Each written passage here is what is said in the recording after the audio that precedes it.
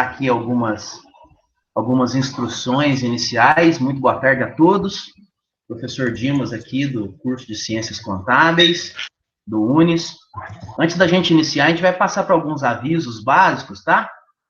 Para a gente conduzir de uma forma ordenada aqui a nossa reunião, o nosso momento da semana EAD. A primeira instrução é que eu peço para que vocês fechem seus microfones e, se possível, também fechem as suas câmeras. Isso faz com que a gente tenha uma maior qualidade aqui de som e de imagem, tá? Se a gente abrir a câmera, a transmissão fica mais pesada, consequentemente, a gente perde um pouco aí a flexibilidade aqui na hora da gente administrar. Então, a transmissão fica mais leve quando todos os microfones estão fechados e todas as câmeras também estão fechadas. Então, eu peço a gentileza para que todos fechem os seus microfones e todos aí fechem também as suas câmeras para que a nossa transmissão fique mais fácil aqui, de uma forma mais tranquila, tá?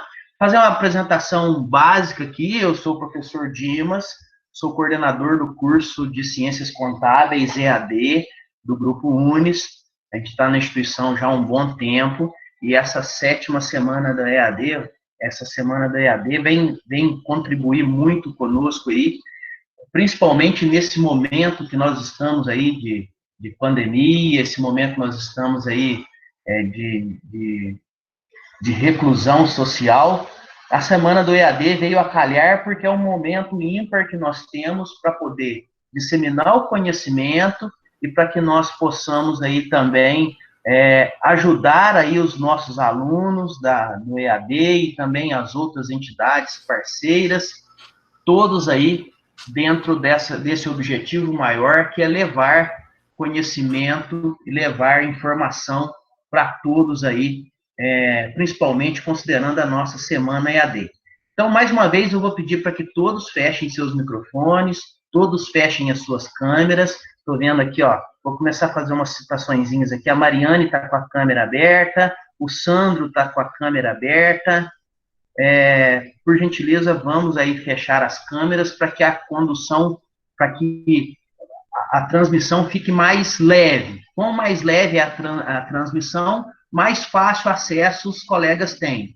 Se de repente a gente tiver aí com 4G, a transmissão fica mais pesada se as câmeras estiverem abertas, tá? Então, por gentileza, fechem as suas câmeras e os seus microfones. Fazendo uma apresentação básica aqui do professor Joel. O professor Joel, ele é nosso colaborador, ele faz parte do time UNES, tá? Hoje ele está alocado mais no ensino presencial, mas o professor Joel, além de professor universitário, ele é consultor, ele é CEO da Contabilitar, que é um dos maiores escritórios de contabilidade que nós temos aí no sul de Minas, tá? O professor Joel é mestre em administração e é contador, obviamente, por formação, além da especialização em direito tributário, tá? Qual que vai ser a condução aqui dessa nossa reunião, tá? Nós temos aí, batendo aí quase 70 convidados dentro da sala, é um motivo de muita alegria para nós.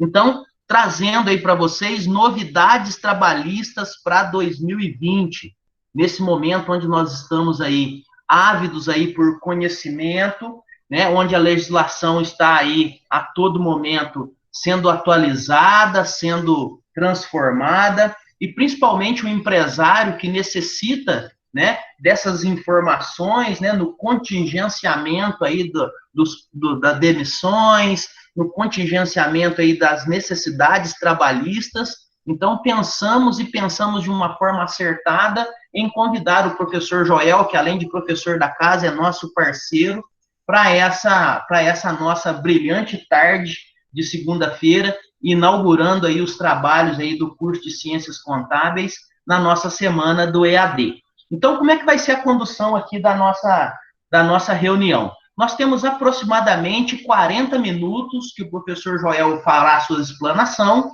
e na sequência nós estamos com a equipe de tutores aqui também participando dessa mesma reunião, abriremos após a fala do professor para perguntas, tá? Então, teremos aí por volta de 1 hora e pouco de reunião, onde os primeiros 40 minutos o professor Joel fará sua explanação, e aí logo na sequência a gente abre para perguntas, e aí a nossa equipe de tutores aí, de uma forma ordenada, vai conduzir para que o professor tenha tempo de responder a todos. E aí, obviamente, se não houver, dada aí a possibilidade de extrapolamento dessa nossa reunião, a gente, obviamente, vai manter contato com vocês e prontamente as dúvidas serão sanadas, tá? Então, mais uma vez, eu peço para que fechem seus microfones e fechem as suas câmeras, tá? Para que nós tenhamos uma transmissão mais tranquila, uma transmissão que não gere tanto consumo de internet para quem está nos assistindo. E, a partir de agora, então, a gente externa aí a palavra para o professor Joel, que aí sim o professor vai aparecer para a gente conhecê-lo, né? Professor, você está nos ouvindo? Olá, professor Dimas, tudo bem? Olá, pessoal, tudo bem? Boa tarde. Boa tarde, professor. Fique à vontade. Tudo certo, fique à vontade. Beleza. Agora, 17h07. Boa tarde a todo mundo. É um prazer estar aqui com vocês, mais uma vez. Eu agradeço as palavras do meu amigo professor Dimas. Boa tarde aos tutores que nos acompanham agora neste momento. Galera, é um papo descontraído.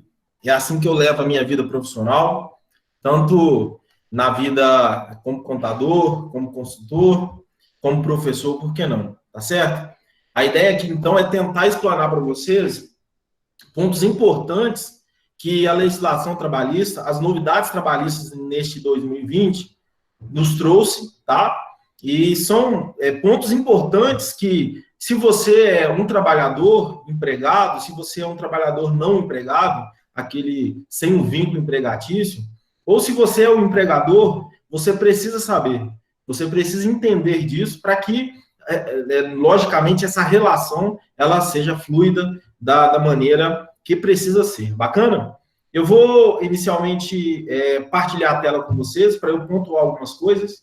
Falar de departamento pessoal, falar de trabalhista, é entender de trabalhista, pelo menos o básico, tá? Além de conversar bastante agora por EAD, eu sou uma pessoa que leva a vida profissional de maneira bem prática. Então, o que eu vou fazer agora é tentar explanar com vocês alguns pontos aí da legislação trabalhista, para que no final vocês tenham pelo menos um entendimento de que cenário 2020 nos trouxe. Perfeito? Muito bem.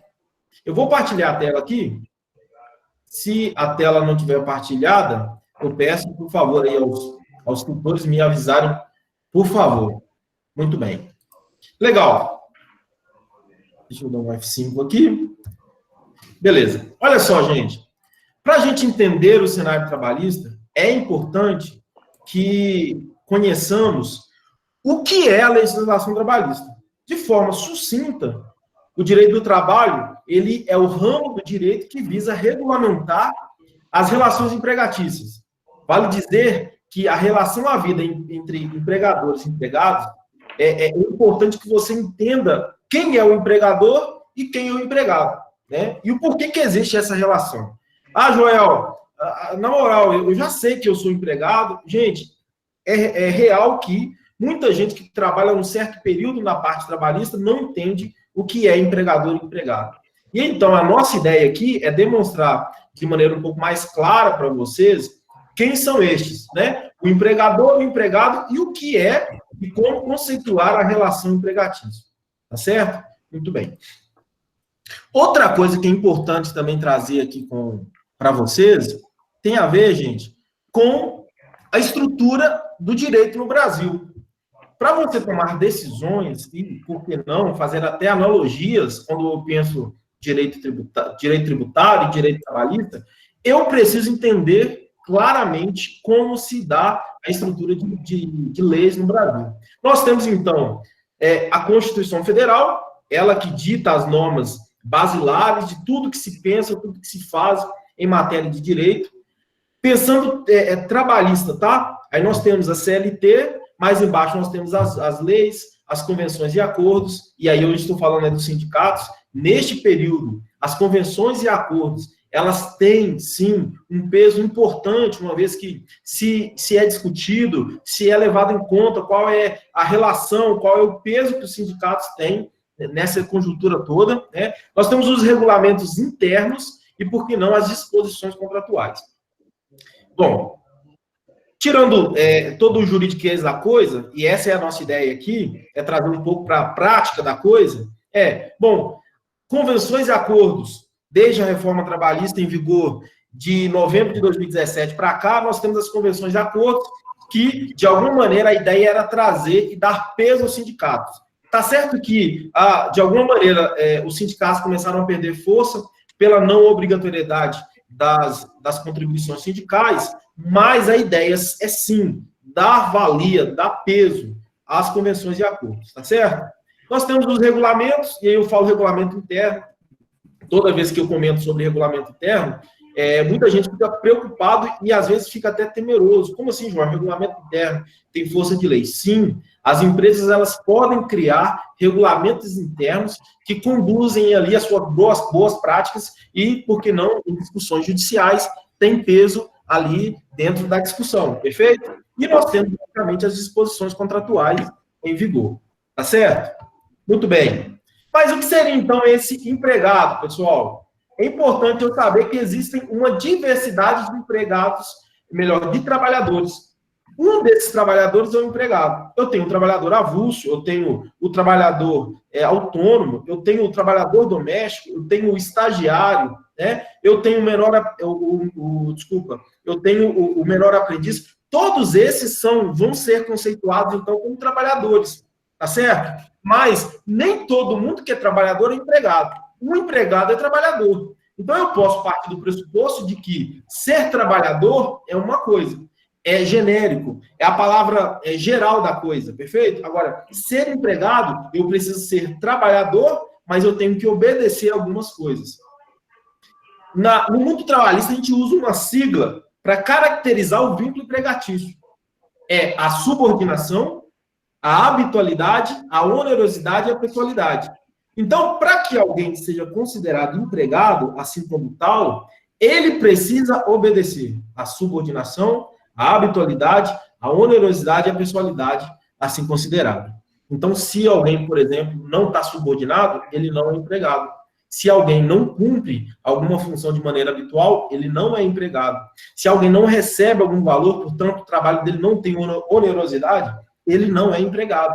E se ele pode mandar o pai dele, o tio dele, naquela situação, portanto, não tem pessoalidade, ele não é empregado. É importante eu caracterizar essa situação para vocês, tá certo? E no mundo como um todo, o que mais dá problema é essa conceituação, né? Essa conceituação do que seria o empregado, do que seria o empregador, do que seria a relação trabalhista, do que seria o vínculo trabalhista. Perfeito? Muito bem.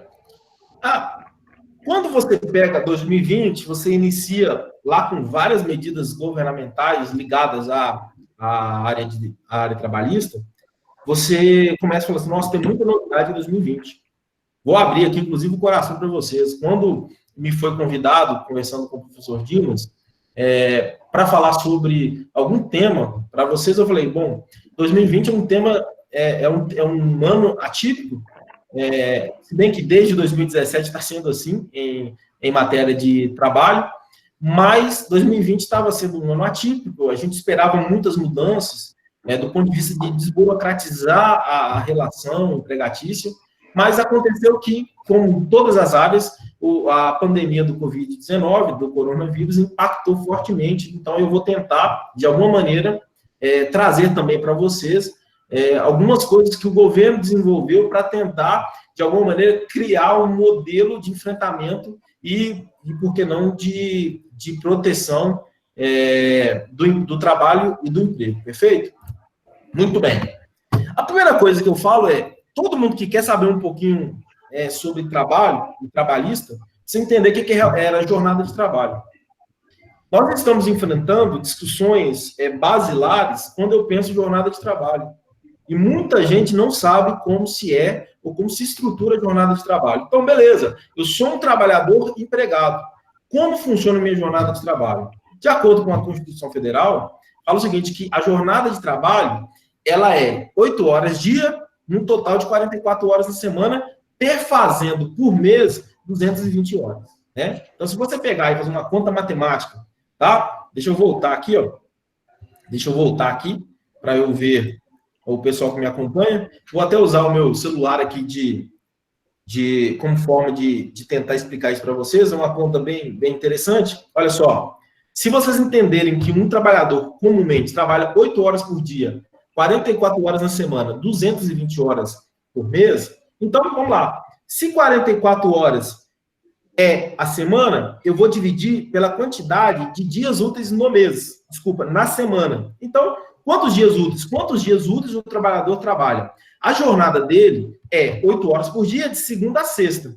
4 horas no sábado. Então, fazendo um total de 44 horas, perfeito? Segunda a sexta-feira, 40 horas. No sábado, 44. Então, desculpa, no sábado, 4 mais, ou seja, fazendo um total de 44, tá? Se eu dividir esses 44 horas pelos dias úteis, eu estou falando, então, de 6 dias. Dá 7,33, 33 e por aí, tá? Se eu multiplicar pela quantidade de dias de um mensalista por mês, e a CLT fala que é 30 dias, então, se eu sou um trabalhador mensalista, tá? Eu, por pressuposto, eu trabalho e recebo sempre por 30 dias. Olha só que interessante. Você vai multiplicar isso aqui por 30. Você vai chegar, então, nos 220 horas por mês. É interessante eu notar isso, porque isso acaba causando confusão na cabeça de muita gente. Muita gente faz a conta assim, bom, se é 44 horas na semana, eu vou considerar, na verdade, 5 semanas. Isso não existe, né?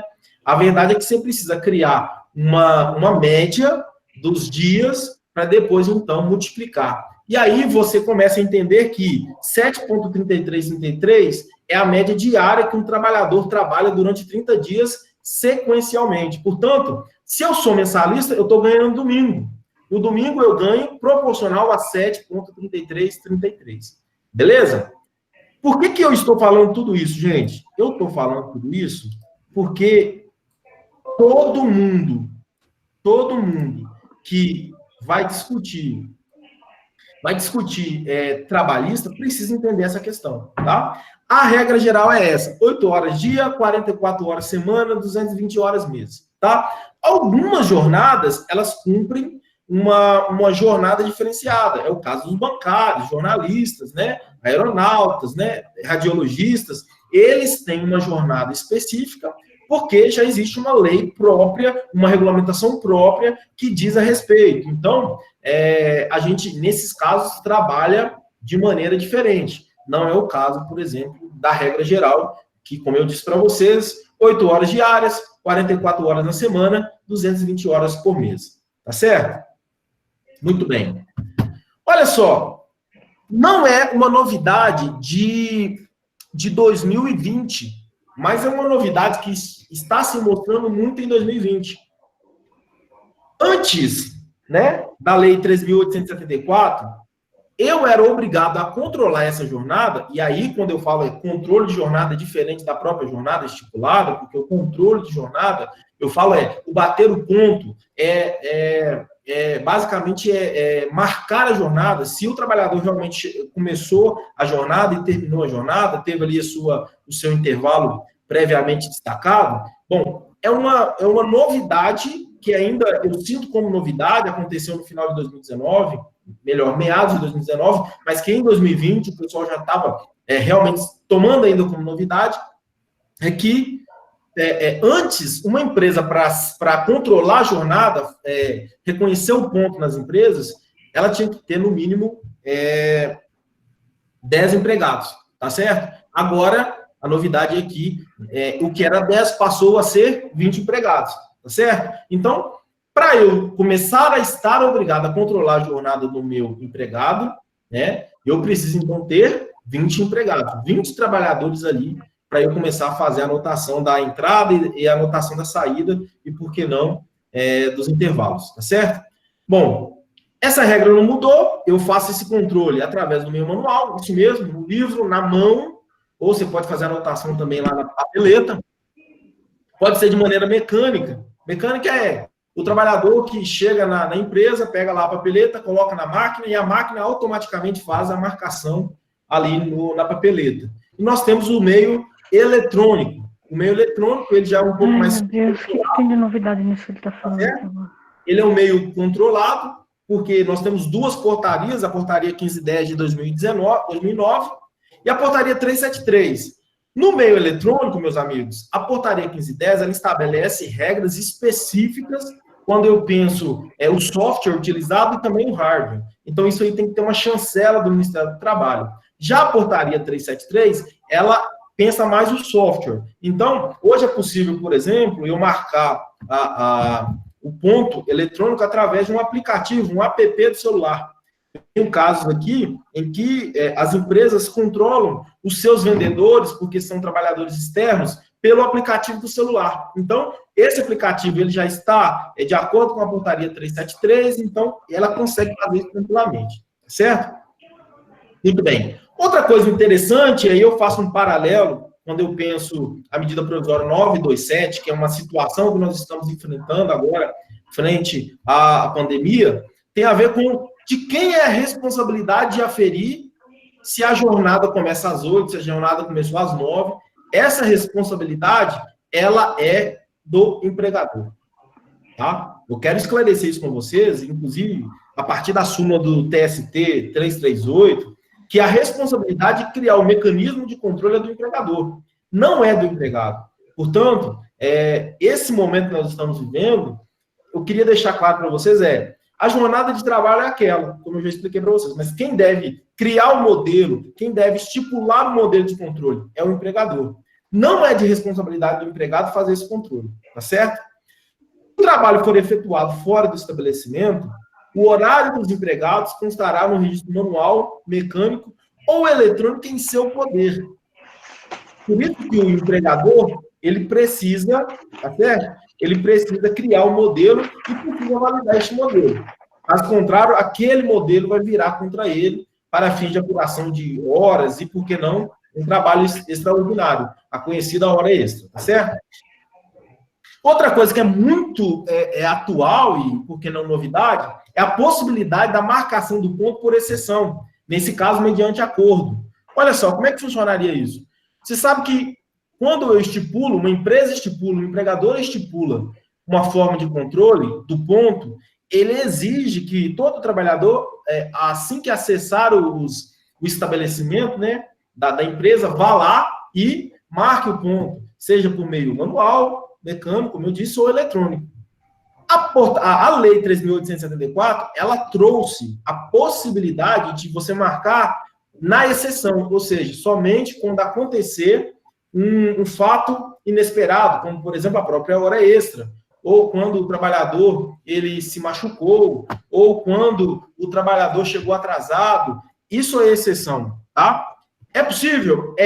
Ou seja, o trabalhador, se ele chegou na hora exata, não mais era necessário que ele fizesse esse controle, né, fizesse esse controle diário, somente quando acontecesse situações específicas, tá? Muito bem.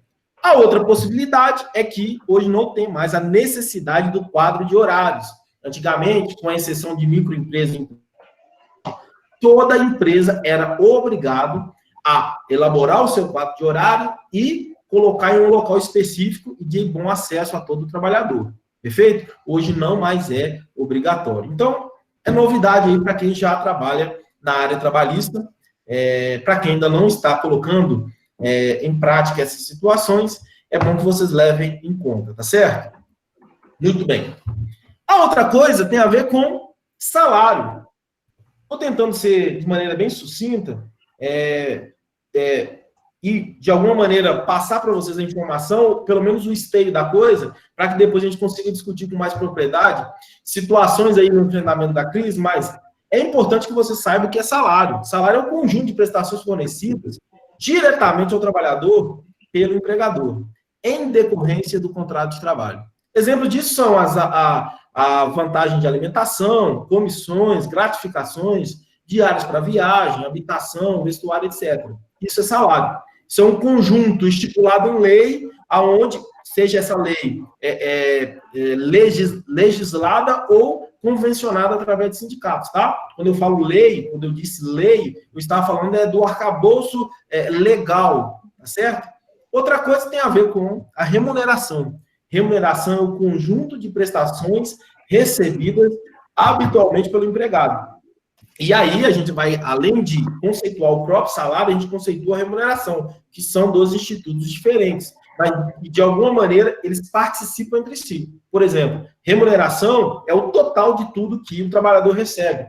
O salário é aquilo já estipulado no contrato, tá certo? Portanto, remuneração é gênero e salário seria a espécie desse gênero. Beleza? Muito bem. A grande novidade para 2020 é a confusão que se deu no início do ano a respeito do salário mínimo. Não é isso? O salário mínimo iniciou com 1.039 em janeiro de 2020. Logo em seguida, o governo decidiu reajustar esse mesmo salário mínimo através da medida provisória 919. O que era 1.039 passou a 1.045. Então, ela dispôs que, a partir de fevereiro, olha só que interessante, talvez, na minha lida aí, dificilmente houve uma confusão tamanha em relação ao salário mínimo nesses períodos aí, tá certo? Então, a partir de fevereiro, o salário mínimo no Brasil, assim estipulado, é de R$ 1.045 por mês, R$ 34,83 por dia, e o valor horário, ou seja, por hora, R$ 4,75. Tá certo? Essa é a primeira novidade. Aliás, a segunda novidade aí que eu trago para vocês em 2020. Bom, uma outra novidade que veio também, pesando aí a mente de todo mundo que trabalha no mundo trabalhista, foi a tabela do INSS. Já que eles não atualizam a tabela do imposto de renda, né, gente? A tabela do imposto de renda é a mesma desde o ano de 2015. Não há atualização sequer. Ela já era defasada, não se considerava a situação, né, de atualização, e desde 2015 ela nem é alterada, é certo? Muito bem. Olha só, em março de 2020, quer dizer, há 2 meses atrás, houve uma alteração na forma de cálculo do INSS que se é calculado do trabalhador empregado, do trabalhador doméstico e também do trabalhador avulso. Então, como é que funcionou, pessoal? Agora, nós temos, em 2020, 2 tabelas, tá certo? A primeira tabela, ela serve para calcular INSS até o mês competência 29/2 de 2020. Olha só, e como é que funciona? Se o trabalhador recebeu até 1.830,29, a alíquota de recolhimento seria 8%. Se ele recolheu, aliás, se ele recebeu de 3.050,53 até 6.101,06, ele vai ter uma retenção de 11%. Tá certo? Se ele ganhou mais do que isso, aí é o que a gente chama de teto previdenciário. Tá certo? Bom, a ideia era tentar criar uma tabela mais meritocrática, vamos chamar assim. E a partir, então, de 1º de março de 2020, o cálculo, meus amigos, ele se tornou um pouco mais complexo. Você não encaixa mais o salário que você ganha dentro da tabela e simplesmente isso termina a ideia de cálculo. Não é assim mais, não. Bom, a tabela é essa aqui, ó. Então, até o trabalhador que ganha até salário mínimo hoje, 1.045, a alíquota, que antes poderia ser de 8%, passou a ser 7,5%. Interessante, né? E aquele trabalhador que ganha de 1.045 até 2.089, ele passou, então, a ter dentro dessa faixa, tá? Um valor de 9%. Aquele trabalhador que ganha acima de 2.089, ele passou a ser calculado por 3 alíquotas: 7,5, 9 e 12. Aquele trabalhador que ganha de 3.134 até 6.101, ele passou a ter uma alíquota, então, de 14%. Qual é o problema disso tudo aqui, amigos? Bom, isso aqui é a alíquota da faixa. Então, um trabalhador, por exemplo, que ganha 1.101,06, ele vai ser tributado, fatiado, de maneira fatiada. Então, o valor do salário dele até 1.045, 7,5. De 1.045 até 2,89, 9. Ou seja, você vai ter que calcular de maneira fatiada o salário dele. Ele vai ter vários níveis de cálculo só para você descobrir. Aqui, no exemplo em específico, eu dei um exemplo, o primeiro que eu vou chamar aqui, da seguinte maneira. Olha só. O trabalhador que ganha 1.045. Na tabela 1, que era a tabela até 29/2/2020, haveria uma retenção dele de 83,60. Bom, na nova tabela, esse valor de 83,60 cai para 78,37, uma vez que a alíquota foi reduzida. Mas olha só, nessa situação, um salário de R$ 2.500. Então, olha só, se você fosse aplicar a tabela anterior, você pegava 2.500, voltava lá na tabela, bom, 2.500 está em qual faixa aqui? Bom, está na faixa 2 aqui, ó. A alíquota 9%. E aí, você simplesmente aplicava a alíquota sobre o salário, você tinha, então, o valor de previdência daquele trabalhador. Já na tabela progressiva, a nova tabela em vigor a partir de março de 2020, você vai ter que fazer o seguinte. Primeira coisa, ele ganha 2.500? Beleza. Então, a primeira faixa lá é 1.045. 1.045 vezes 7,5 dá 78. Bom, 1.045 menos, tá? Menos a 2,89, que é a segunda faixa, 9%. 1.044,60 vezes 9%, 94,09. Olha a alíquota 3 aqui, pessoal, que é o valor residual. Seria o quê? Se você somar aqui, ó, 1.045, né? Mais 1.045 mais 1.044, você vai chegar, então, no valor de quanto? 2.089. Muito bem. Então, 2.500 menos 2.089 foi o valor que sobrou do salário dele. Vezes 12%, você vai chegar, então, no valor de 49,25. Então, da primeira faixa, você tem 78,37 mais 94,01 da segunda e do valor residual, que seria a terceira faixa, 49,25. Portanto, o valor de contribuição, o valor a ser retido desse trabalhador, 221,63. Se você comparar com o modelo anterior, meus amigos, olha só, esse trabalhador acabou, de alguma maneira, economizando na parte previdenciária, uma vez que é uma tabela mais progressiva, como eu disse, mais meritocrática. Quem ganha mais, paga mais. Aliás, essa é a ideia do mundo tributário, certo? Bom, aqui, no exemplo 3 e 4, a ideia segue da mesma maneira. Como eu já expliquei de maneira bem sucinta para vocês no exemplo 2, eu acredito que eu consiga passar para frente até pelo andar das horas, certo? Bom, como eu disse, e eu abri o coração aí para vocês, quando a gente começou a trocar ideia do que trazer para vocês, muito das novidades do mundo de 2020 falavam, eu discutiria com vocês a MP 905, né? E ela foi revogada. Na verdade, ela por si só já perderia a validade e o governo preferiu revogá-la. Bom, o que trazia essa medida provisória, entre outras coisas? Por exemplo, ela havia criado o contrato verde-amarelo, que era uma ideia de contrato onde a ideia era desenvolver novos empregos, principalmente aquele primeiro emprego da moçada. E aí, essa era a ideia. Por isso, nós tínhamos o contrato verde-amarelo. Era uma ideia de fomentar o primeiro emprego. Nós tínhamos, dentre essas situações, algumas situações ligadas, por exemplo, ao trabalho itinerante, né? A responsabilidade do empregador nesse vai e volta do empregado, dentre outras coisas. Eu coloquei uma pergunta aqui. O que esperar?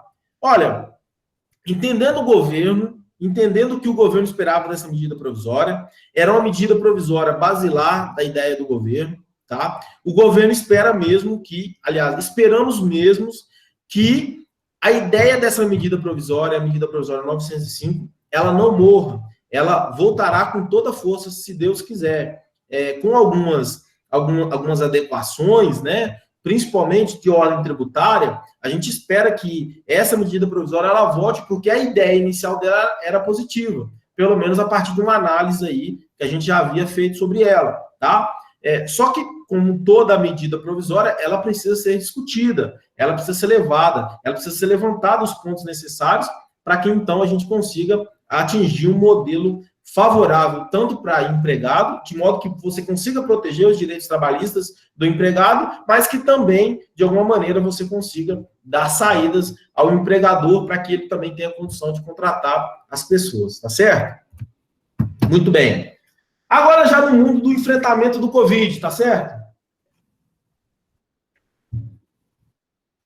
A primeira coisa que a medida provisória 927 trouxe, e ela foi a primeira medida no enfrentamento da crise do Covid, foi o teletrabalho. Na verdade, o teletrabalho ele já tinha previsão dentro da própria CLT. Nós já sabíamos do teletrabalho, mas ele não era usual, tá certo? Muito bem. A medida provisória trouxe essa característica. E, assim, quais são as preocupações que empregador e empregado precisam tomar quando pensa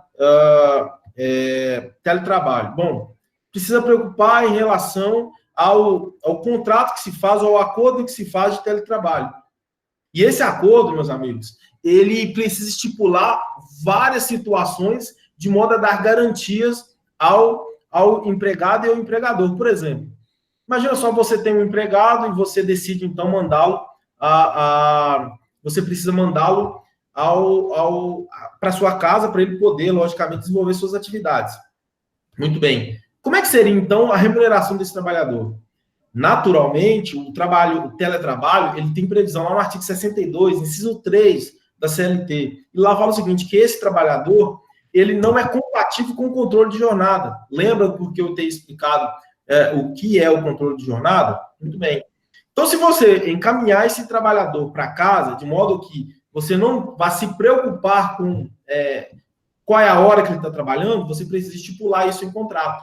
E aí ele vai esboçar qual é o valor que ele poderia perceber trabalhando em casa, através do próprio contrato, se ele gasta energia, se ele gasta internet. Tudo isso precisa ser discutido antes desse encaminhamento do trabalhador para casa, tá certo? A outra coisa que essa medida provisória 927 trouxe foi a possibilidade da antecipação de férias individuais. Esse é um dos pontos mais controversos dessa medida provisória.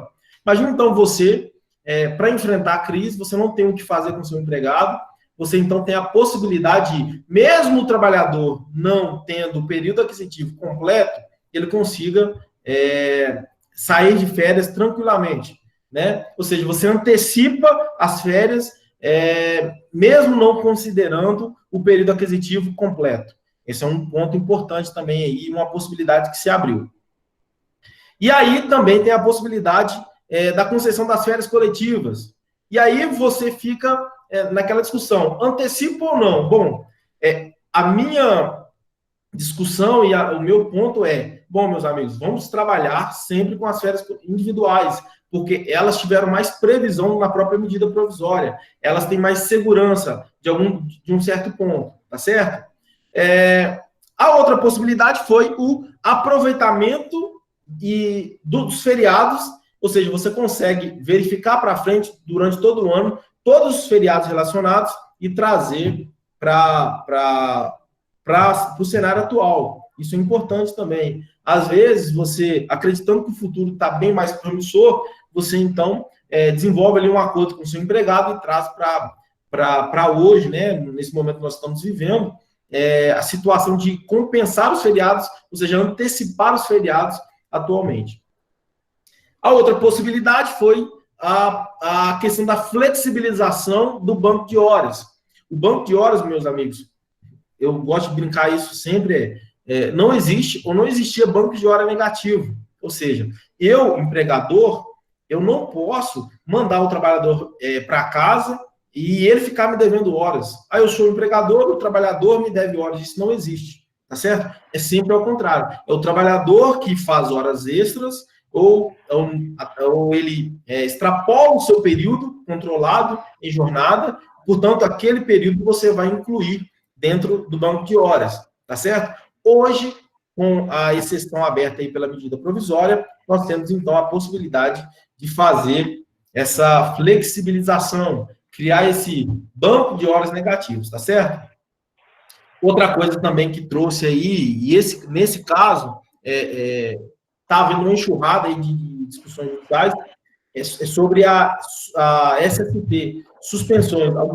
Alguns pontos das normas regulamentadoras do trabalho, eles foram suspensos. Quer ver um exemplo?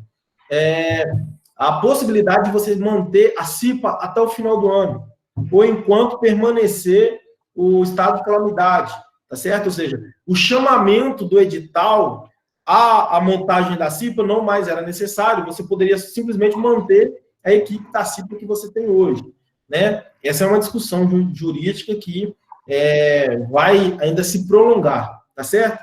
E por que não? As empresas têm se utilizado muito, é a possibilidade de diferir o recolhimento de fundo de garantia, ou seja, você pode deixar de pagar o fundo de garantia, começar a pagar a partir de agosto, né, parceladamente, o que, de alguma maneira, favoreceu o fluxo de caixa das empresas. Muito bem? Habilita sua câmera, professor. Oi? Habilita sua câmera.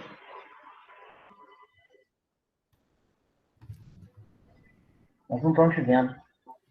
Olha só, e aí?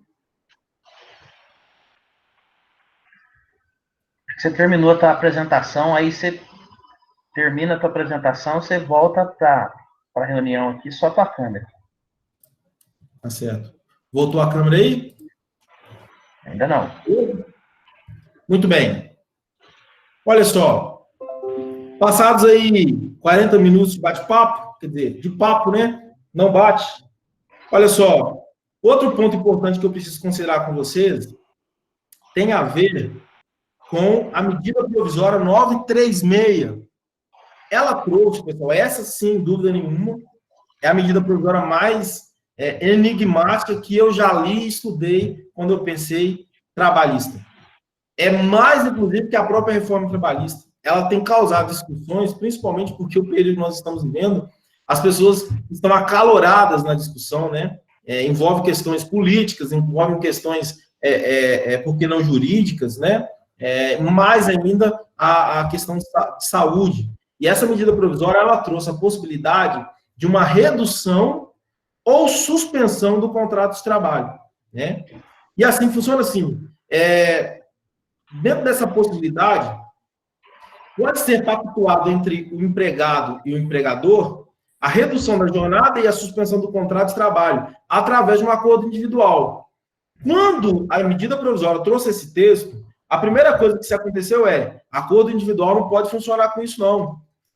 O glorioso Ricardo Lewandowski, ministro do Supremo Tribunal, falou o seguinte: não, eu não posso deixar que isso aconteça através de um acordo individual. Ou seja, era só um acordo entre empregado e empregador. Dependia, sim, da participação dos sindicatos. E aí, meus amigos, virou uma discussão quilométrica, mas o cenário que nós temos hoje não precisa dos sindicatos. Portanto, ainda se mantém um acordo individual, tá certo? Então, hoje, dado a situação, eu consigo reduzir proporcionalmente a jornada de trabalho. Reduzindo a jornada proporcionalmente do trabalho, o meu empregado vai também receber um valor inferior. Ele trabalhando menos, recebendo um valor inferior da minha parte, o governo ele vai subsidiar essa diferença de igual proporção, aplicando a tabela do seguro-desemprego, tá certo? Então, se eu vou aplicar a redução de jornada, vou reduzir a minha jornada em 50% do meu trabalhador, o governo vai pegar essa proporção de 50% e vai aplicar sobre a tabela do seguro-desemprego, e por isso ele vai receber diretamente do governo essa compensação, tá certo? E a outra possibilidade, por que não, é a possibilidade da suspensão desse contrato. Ou seja, o empregador ele suspenderia o contrato, mandaria o empregado para casa, e aí o governo assumiria o ônus de manter o empregado recebendo o seu salário. Bom, na prática, meus amigos, como é que isso funcionou? Beleza, isso é muito bonito, ficou muito legal. Mas, na prática, nós estamos enfrentando alguma dificuldade do ponto de vista até técnico, porque como é que o governo sabe que determinado trabalhador ele está em casa recebendo? Bom, aí entra a figura dos contadores, entra a figura dos gestores de departamento pessoal, que tiveram que ficar até horas e horas por dia tentando subir arquivos e validações dentro do portal do empregador web, né? É um portal que foi desenvolvido com o passar da dificuldade, É aquela velha história, é arrumar o avião no ar, tá certo? E até hoje, na verdade, a gente ainda não tem uma ferramenta funcional. Eu tenho escutado muita gente recebendo 50% do salário da empresa que trabalha e os outros 50%, que era de responsabilidade do governo, está demorando muito para receber ou não está recebendo por algum tipo de divergência nas informações, algum tipo de divergência no processo também da habilitação, da redução ou da suspensão. Tá certo? Muito bem.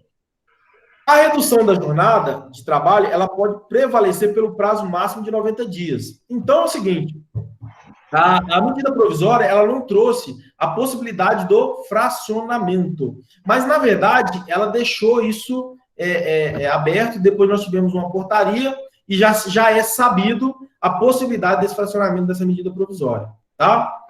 A suspensão do contrato de trabalho pode prevalecer pelo prazo máximo de 60 dias, né? Ou seja, a redução eu consigo fazer no prazo máximo de 90 dias. Já a suspensão, eu consigo fazer pelo prazo máximo de 60 dias, tá? Nesse caso, no caso da suspensão, eu consigo fracioná-lo em 2 períodos de 30 dias, para que, de alguma maneira, você consiga ir sentindo o mercado. Eu liberei o meu trabalhador, suspendi o contrato dele em 30 dias, caso a situação não se desenvolva favoravelmente à empresa, ela consegue, então, suspender por mais 30 dias. Beleza. Como eu disse para vocês, esse benefício, né, que é um benefício muito específico, ele será pago com base no próprio seguro-desemprego, tá? Porém, não impactará nos valores e parcelas do benefício que o empregado tenha a receber no futuro. É uma pergunta muito comum a mim. Bom, mas se eu vou receber a suspensão, se eu vou receber a redução prevista lá na medida provisória 936, eu poderei receber as parcelas do seguro-desemprego num futuro próximo, quando eu for mandado embora, sem justa causa? Sim. Isso não tem nada a ver com essa situação. Na verdade, a base de cálculo foi considerado seguro-desemprego porque o governo já tinha esse modelo meio que pronto para poder, de alguma maneira, agilizar os pagamentos dos benefícios, tá certo? Beleza. Passados, então, nós temos, então, também, para discutir a medida provisória 944, ela trouxe a possibilidade, está no âmbito trabalhista, mas tem muito mais a ver com o fluxo de caixa e, de alguma maneira, a melhor utilização dos rendimentos. Bom, é sabido que a ideia é preservar o trabalho e o emprego. O governo soltou uma medida provisória falando o seguinte, que aquela empresa, né, que fatura entre 360 mil a 10 milhões de reais, ela poderia, então, ter acesso a uma linha de crédito facilitada e, por que não, com um ônus muito menor. Nós estamos falando de uma taxa de juros ao ano de 3,75, tá? Nós estamos falando que 3,75 ao ano. Isso é poupança, gente. É uma taxa de financiamento da folha de pagamento muito barata. Então, é muito favorável, sim, às empresas. Eu tenho acompanhado as empresas e, em sua maioria, as empresas que estão enquadradas nesses quesitos, elas têm procurado as suas instituições financeiras e, sim, têm conseguido a contratação dessa linha de crédito, tá? Quais são os poréns, tá? Sempre tem porém. O porém é o seguinte, a empresa ela não poderá rescindir entre a data da contratação e até 2 meses após a última folha, nenhum empregado. Ela não pode mandar empregado embora. Então, a possibilidade, o último prazo para ela arguir, ela solicitar a operação de crédito é 30/6. Então, se 30/6 ela ainda fazer a operação de crédito, ela tomar o crédito para si, para poder fazer o pagamento da folha, ela não poderá mandar nenhum trabalhador, nenhum empregado, nenhum colaborador embora, tá? Então, como eu disse, a possibilidade dessa operação de crédito é até o dia 30/6, tá?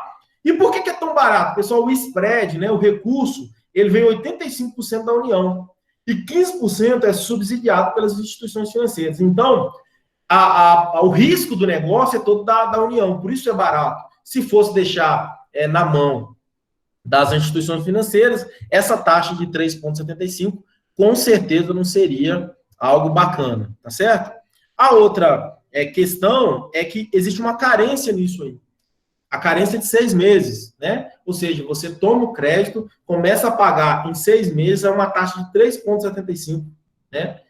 Olha só que interessante. Qual é a questão importante? É que a folha precisa ser processada pela instituição financeira. Ou seja, o banco vai pagar diretamente na conta do seu trabalhador, do seu empregado. Então, não é a empresa que toma o crédito e, de alguma maneira, ela remunera isso aos empregados. Existe uma vinculação direta a cada conta, tá certo? E também é destinada apenas a empregados com até 2 salários mínimos. Ah, Joel, mas meu trabalhador, ele recebe 4 salários mínimos. Então, meus amigos, o financiamento vai pagar 2 salários mínimos e você, como empregador, paga a diferença de dois salários mínimos, tá certo? Muito bem, pessoal. Pelo horário e, por que não, o tema, ele se prolonga. Eu tentei, de alguma maneira, repassar para vocês aqui os principais pontos que a gente está discutindo. Eu estou abrindo aqui agora um período aí para perguntas e eu estou à disposição. Professor Dimas, tutores. Professor, nós temos aqui algumas perguntas. Eu vou ler. O Éder, ele pergunta, em questão do horário de almoço, se já está embutido nessa carga horária. Perfeito. Olá, Éder, tudo bem? Éder, não. O horário de almoço, a gente conceitua como um intervalo entre a própria jornada ou intra-jornada. O horário de almoço, ele não está estipulado na jornada de 8 horas. Então, para eu tentar exemplificar de maneira mais fácil para você, imagina só que um trabalhador, ele começa a trabalhar 8 horas da manhã e para às 18 horas. De 8 às 18 horas, nós estamos falando de 10 horas totais.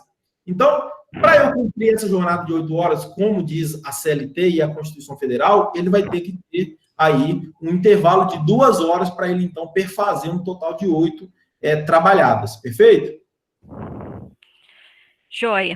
Professor, a Jennifer, ela quer saber qual que é o valor do adicional noturno. Qual é o valor do adicional noturno? Bom, Jennifer, tudo bem?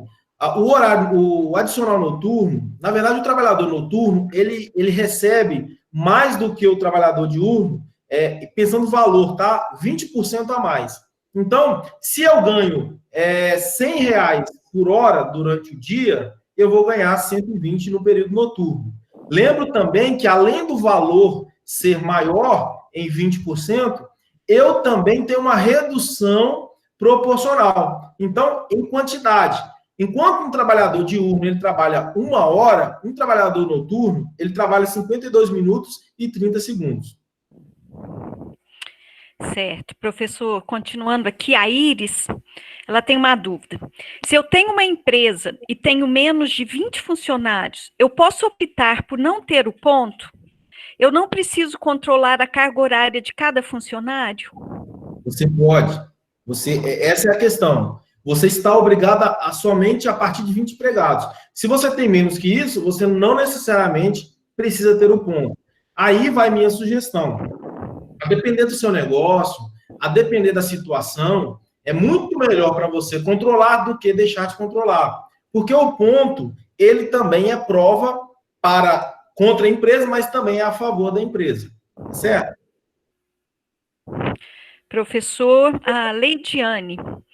E na empresa onde tem 4 funcionários, o chefe pode colocar o ponto? Pode sim. Ele pode colocar o ponto. O controle de jornada, como eu disse, é prerrogativa do empregador. Ele estar ou não estar obrigado, mas ele pode exercer essa opção, sem dúvida nenhuma. Tem mais aqui, professor. Só um minuto. O Tiago pergunta, professor... desculpa, é o Éder. Sobre a nova lei trabalhista, como ficam os contratos? Quantas vezes pode ser renovado um contrato trabalhista nessa nova lei? A pergunta dele E eu vou emendar com a outra pergunta dele, posso? Claro. E por quanto tempo esse contrato pode ser suspenso? Eu coloquei para vocês aí na apresentação que o contrato, ele pode ser suspenso num período máximo de 60 dias, divididos em duas partes de 30, tá? Então, na verdade, eu acho que uma pergunta complementa a outra, né? Na lei trabalhista, ou nessa medida provisória nova, você pode, como empregador, suspender o contrato do trabalhador em até 60 dias, fracionando apenas uma vez em duas partes de 30. Estão mandando mais pergunta aqui, professor. Está me organizando aqui. Espaço Merida. Como funciona com escolas de música, que são profissionais com carga horária muito variável e não fixa? Qual a responsabilidade que temos? Bacana. Deixa eu te falar. É uma questão que sempre é levantada a mim, e eu sempre explico da mesma maneira. Mesmo um trabalhador horista, ele tem uma jornada pré-estabelecida. Então, independente se ele tem uma variabilidade de horário, a jornada dele como um todo já está estabelecida desde a admissão. Então, essa jornada inicial, ela precisa ser considerada para fins de redução e, por que não, para recebimento. A única exceção dentro das medidas é o trabalhador intermitente. Aquele trabalhador intermitente, ele não vai conseguir ter a sua jornada reduzida ou suspensa. Ele vai ter que procurar receber, na verdade, aquela ajuda do governo destinada a microempreendedores individuais, autônomos, domésticos e por aí vai. Que eu estou falando é dos R$600. Professora Raquel, para quem está com suspensão do trabalho, não recebe o salário família, o vale-refeição e o vale-transporte? O vale-transporte, vamos lá, vamos analisar o que ela solicitou aí. Tudo tem a ver, tá? Tudo tem a ver com o que a gente chama de salário e condição. O que é o salário e condição? Precisa haver a condição para o percebimento daquele valor. Então, por exemplo, o vale-transporte, ela não vai receber. Por que não vai receber? Porque ela está em casa. O vale-transporte, na verdade, ela recebe para poder se locomover de casa até o emprego, do emprego até a sua casa. Então, o vale-transporte, realmente, ela não vai receber. Agora, os demais benefícios, como, por exemplo, Unimed, todos os outros convênios que a empresa tinha, a medida provisória diz que é preciso fazer a manutenção de todos eles, tá? Ela falou do vale-transporte, falou de qual mais? Salário família. Salário família vai receber. O salário família vai vir junto com o benefício. O próprio governo vai bancar. E o vale-refeição, ela perguntou. O vale-refeição a empresa vai ter que manter. É um benefício, tá? Sugiro, inclusive, que isso seja verificado junto às empresas. As empresas, às vezes, até por falta de conhecimento, têm cortado todos os benefícios. E não é assim que diz a medida. A Rosilane, se o patrão falou para o empregado que fez esse cadastro para o governo pagar 50%, fez os empregados assinar um papel dizendo que receberia, mas não caiu nada na conta e foi verificar, o patrão não fez cadastro nenhum. É uma situação. O patrão não fez cadastro nenhum. Bom, isso. Ele vai ter que bancar. O patrão vai ter que bancar. Entendeu? Ele vai ter que bancar. Porque é o seguinte, a regra era assim, depois que você assinasse o termo de redução ou suspensão da carga, da jornada, o patrão ele tinha que acionar o seu departamento pessoal, que geralmente são os contadores, os contadores informarem ao governo no prazo de 10 dias que aquele trabalhador ele tinha redução ou ele tinha suspensão. Se ele não cumprisse esses 30 dias, houve então um atraso nessa informação. E aí, diz a medida provisória, inclusive por regulamentações, que, nesse caso, a empresa é que bancaria essa diferença. A empresa é responsável por isso. Certo. O Polo Poços de Caldas, o trabalhador doméstico, o horário do almoço é igual ao que já foi esclarecido? Igual. O trabalhador doméstico, desde a Lei 150, tá certo? Ele foi equiparado, e até nas analogias a gente usa a própria CLT. Ele é muito equiparado ao trabalhador empregado, o trabalhador comum. Inclusive, a sua jornada é 8 horas dia, 44 horas na semana, 220 horas no mês, respeitando, inclusive, os intervalos. Certo. A Rosilane. E ainda diz que os empregados estão devendo horas e que a patroa tem que devolver esse dinheiro para o governo. Eu não entendi aqui. Eu acho que ela estava Tá falando complementando alguma pergunta lá em cima. Na verdade, isso não faz nenhum sentido, viu? Nesse momento, o empregado não vai fazer absolutamente nada, o governo não vai fazer também absolutamente nada. O ponto focal aqui é o empregador. O empregador, ele é responsável. Se ele quiser reduzir, ele reduz, mas ele é o responsável também de procurar o governo e informar o governo que houve essa redução. Se ele não fez dentro das normas, ele é responsável por bancar toda a relação trabalhista, todo o custo trabalhista. Tem mais, viu, professor? Tem bastante pergunta aqui. Leidiane, aos sábados, as 4 horas que o trabalhador trabalha para completar as 44 horas semanais, elas podem ser alteradas deve ser andamento para cumprir durante a semana, se acordado com o chefe? Pode sim, na verdade, o que a gente chama de acordo de compensação, né? Quando você tem lá no sábado, trabalho sábado, mas a empresa não funciona, o empregador vai procurar o empregado e compensa as 4 horas do sábado na semana. Então, ele trabalharia de segunda a sexta 8 horas, ele vai trabalhar 8,48 minutos, por exemplo. De segunda a sexta-feira, não trabalha no sábado. Só que, atenção, se por acaso algum feriado cair no sábado, mesmo ele não trabalhando, ele vai ter, então, que compensar também esse feriado na semana, uma vez que é direito dele trabalhar no sábado, perfeito? Certo. Rafaela, sobre a suspensão do trabalho, como funciona o cálculo com base no seguro-desemprego? Muito bem.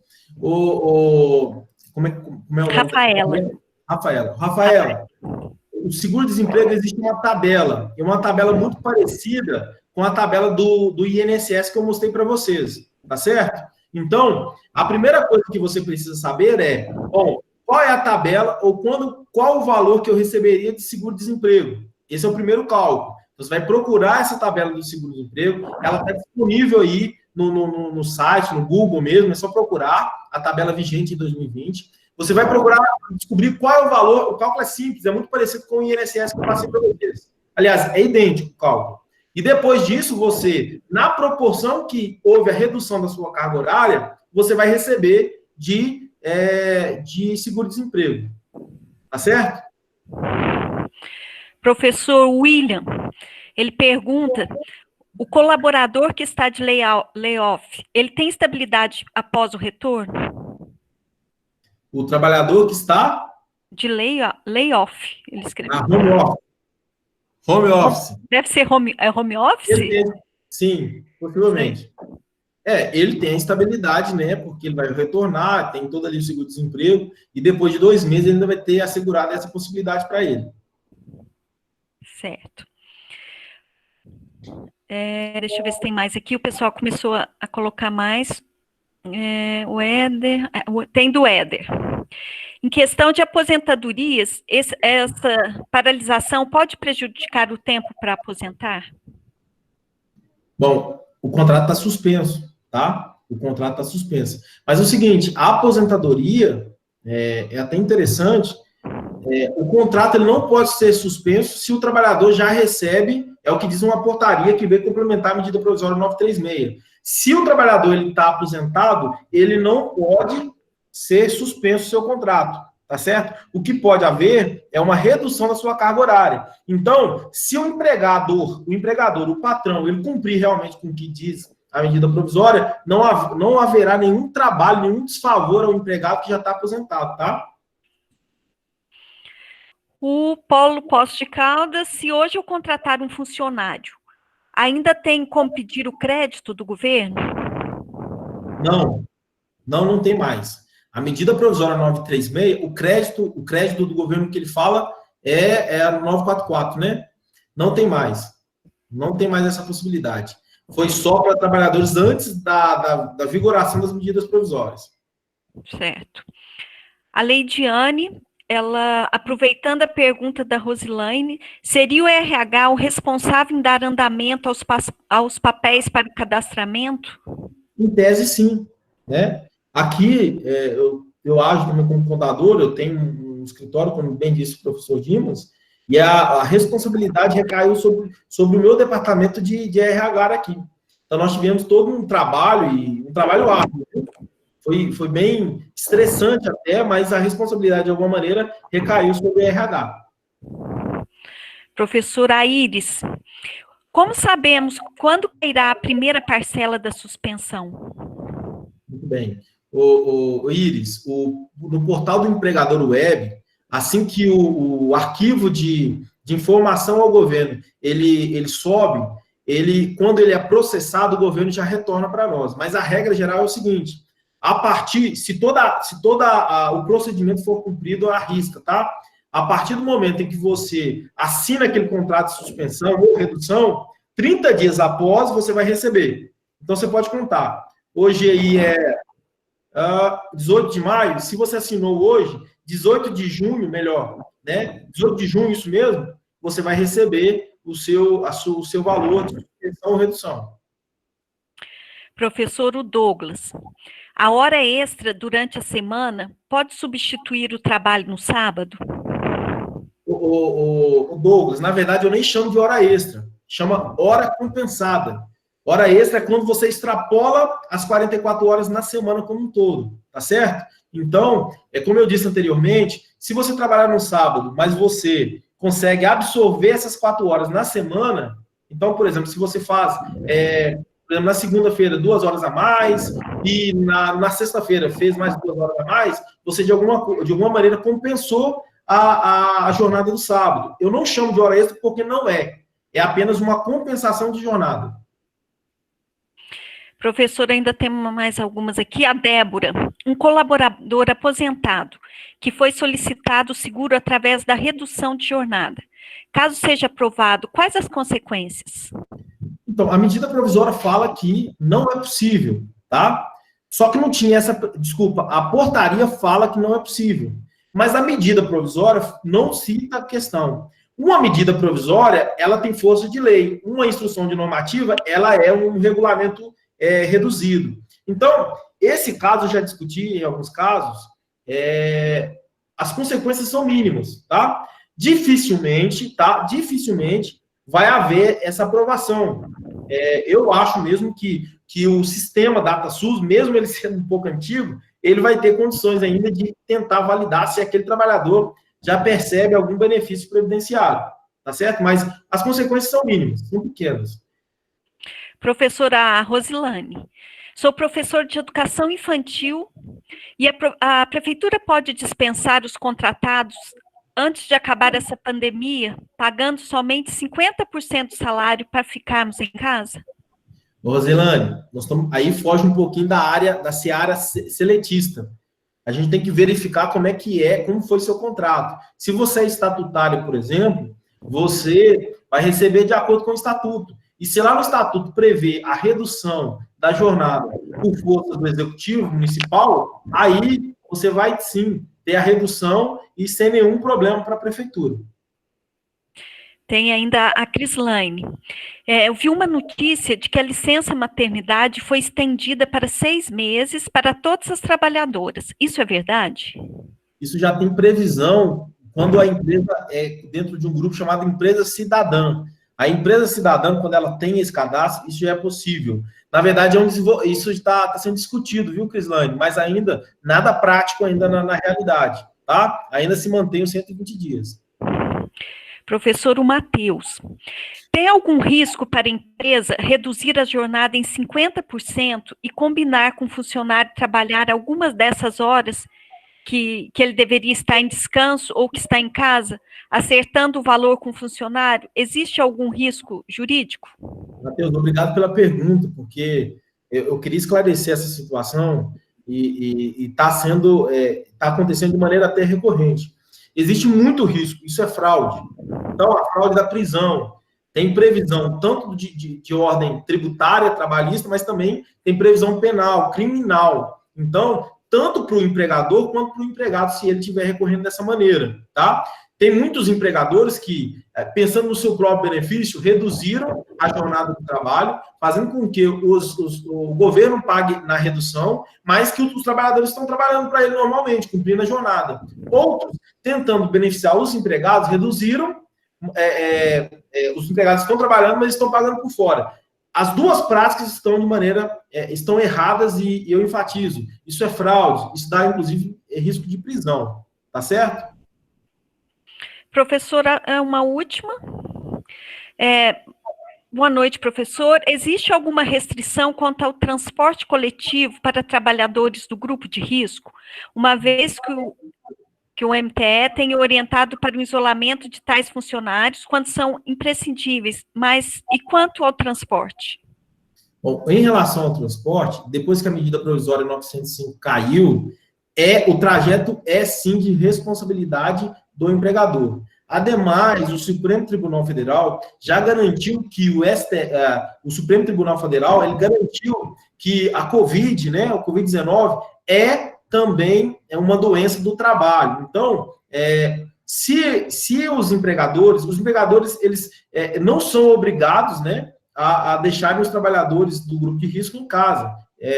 Logicamente que é uma recomendação, mas frente a essa situação como um todo, é importante que você, empregador, crie mecanismos de maneira a proteger o empregado, inclusive dentro do transporte, né?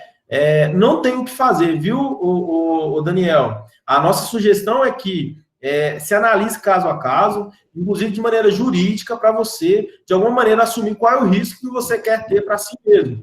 Por exemplo, esse trabalhador é imprescindível, ele vai estar aqui dentro da minha empresa. Ele não é imprescindível. Então, crie mecanismo de deixá-lo em home, criar o mecanismo de teletrabalho, tem aí a antecipação da jornada, a antecipação dos feriados, tem as outras antecipações. Essa sempre é a nossa sugestão. Professor, é isso. No mais, o pessoal agradece, diz que a palestra foi excelente. Deus Bacana, parabéns. Gente. Obrigado, viu? Prazer demais estar aqui com vocês hoje.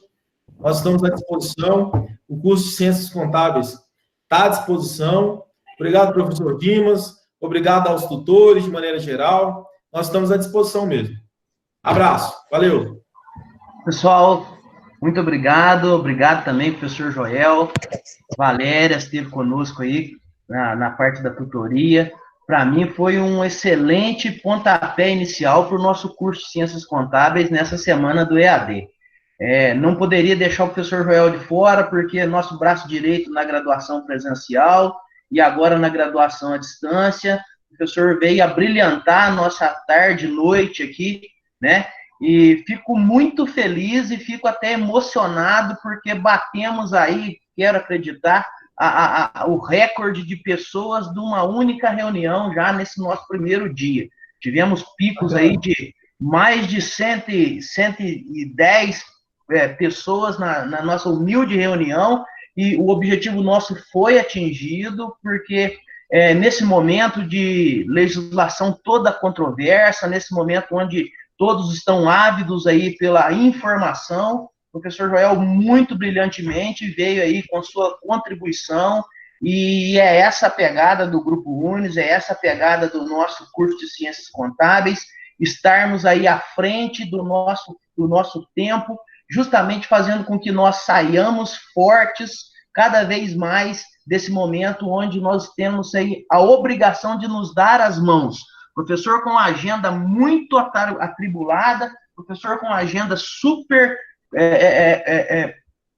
apertada, abriu espaço para nós aí, já há mais de uma hora se dispôs de forma gratuita, que isso fique registrado, né, para que todos tivessem acesso aí a esse material, que não para aqui, igual o professor disse, nós do curso de Ciências Contábeis todos somos Unis, né, então seja presencial, seja EAD, nós temos aí essa grande missão de levar informação, e uma informação de qualidade. Então, por isso aqui estou emocionado aqui em abrir essa nossa semana da EAD, e o professor Joel contribuiu muito brilhantemente para que isso fosse um sucesso, né? Em nome do Grupo Unis, em nome do curso de Ciências Contábeis, quero agradecer a todos vocês que se dispuseram a estar conosco aqui e externar o convite para que continuemos aí na nossa semana da EAD. Peço permissão, professor Joel, um evento especial que nós temos também em parceria, agora com a Contabilitar e com o pessoal da João Carlos Paiva, Advogados Associados, na próxima sexta-feira, no dia 22 de maio, um bate-bola envolvendo a parte contábil, a parte jurídica, e temos também essa arte já divulgada nas mídias sociais, e aqui vai ser apenas um complemento, aqui foi apenas um degustar do que ainda está por vir, né, professor? E aí, na próxima sexta-feira, estaremos todos juntos às 9 da manhã, com mais um evento das novidades, o enfrentamento da pandemia, né? Enfrentamento dessa condição que os empresários hoje em dia estão vivendo aí, precisando de alguma forma sobreviver nesse cenário totalmente adverso que todos nós estamos inseridos. Mais uma vez, professor, muito obrigado, agradeço a todos que estão aqui ainda, e suas palavras finais, por gentileza. É isso aí, pessoal, eu espero vocês na próxima sexta-feira. Se vocês gostaram desse bate-papo nosso aqui, que foi, de alguma maneira, leve, e quiserem aprofundar ainda mais na situação, é interessante que vocês participem com a gente, tá? Eu estou à disposição, o Grupo Umnis, ele trabalha realmente ao seu tempo, né? Aliás, à frente do seu tempo, e é isso que a gente quer sempre levar para vocês. Um abraço e até mais. Boa noite a todos, pessoal. Até a próxima oportunidade.